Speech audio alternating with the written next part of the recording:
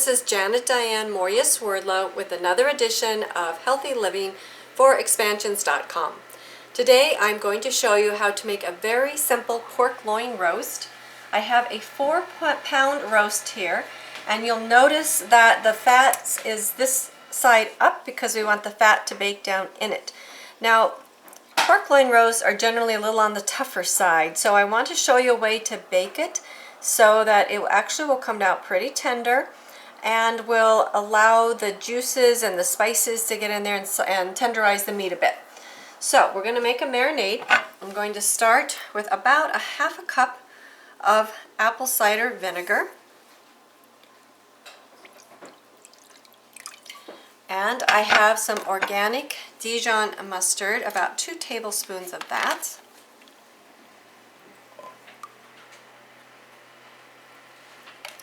And then I'm just going to add the spices in. Whoops, the spices, not the lid, but spices. Set that aside. Alright, one thing that I have been playing with recently has been some organic brown mustard seed.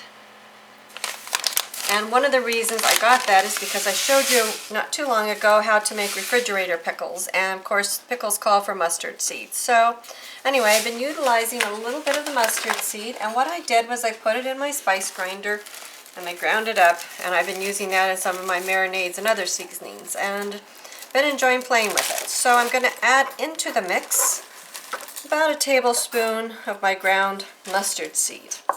And then I have some other typical pork spices. Thyme, probably about 2 teaspoons of that. I have some basil, about 2 teaspoons of that. I have sage. I'm going to shake that up because it's pretty powdery, as you can see. So, and that's going to go a couple teaspoons in there. Rosemary. It's nice. It's a little strong, so I'm going to just maybe put in about a teaspoon of that.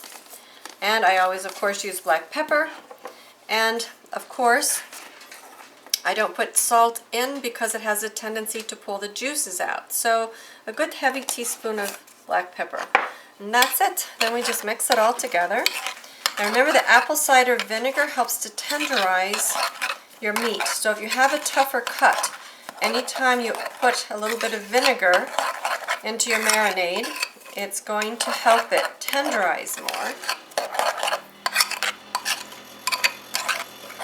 And then we're just going to put that, coat the meat, and remember the fat side is up, so that can drip down into your meat because it is the fat that tenderizes your meat.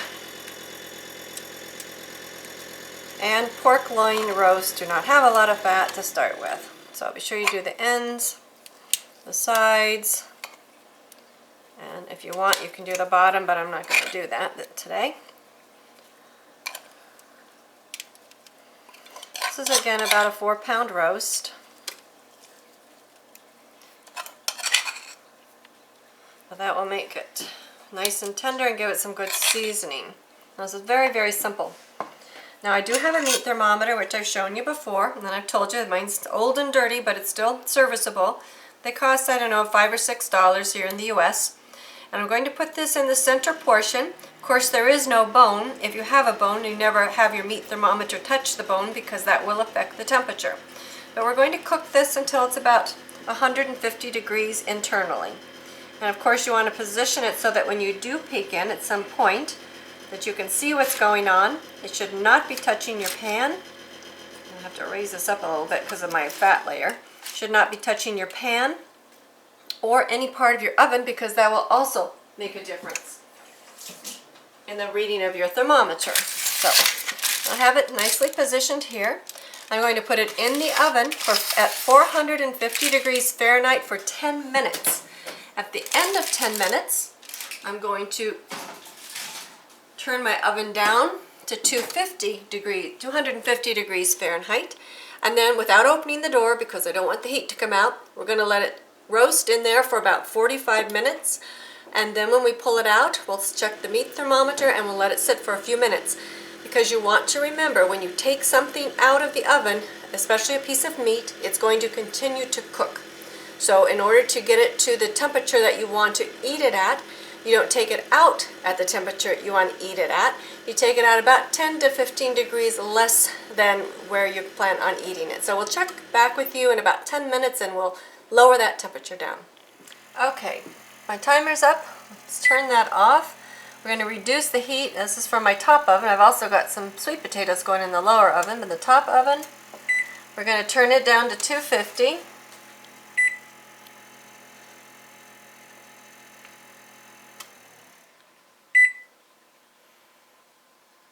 And notice I'm not going to open the oven door and peek, so resist that temptation to peek.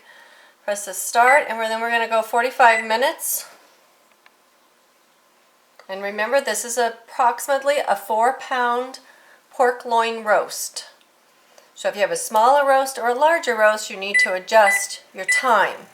I would do your initial 10 minutes, but when it comes to the rest of it, 45 minutes for approximately a 4-pound pork loin roast. Now we'll check that in 45 minutes to see what's going on and if our meat thermometer is at 150. Okay, so our timer's gone off. Let's cancel that. Let's pull out the roast from the oven and check our timer, or our meat thermometer. Now it's gone a little above 150. It's up to 160, so which means it doesn't really have to sit any longer.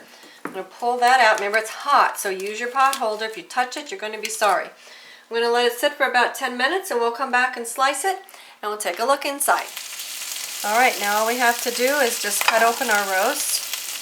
Take a look inside. See how beautiful that is. It's a lovely dinner. It's very easy. And pork, of course, is a little drier anyway, but you can see how lovely the slices are. There's a nice crust from the seasonings that we put on. It's nice and juicy.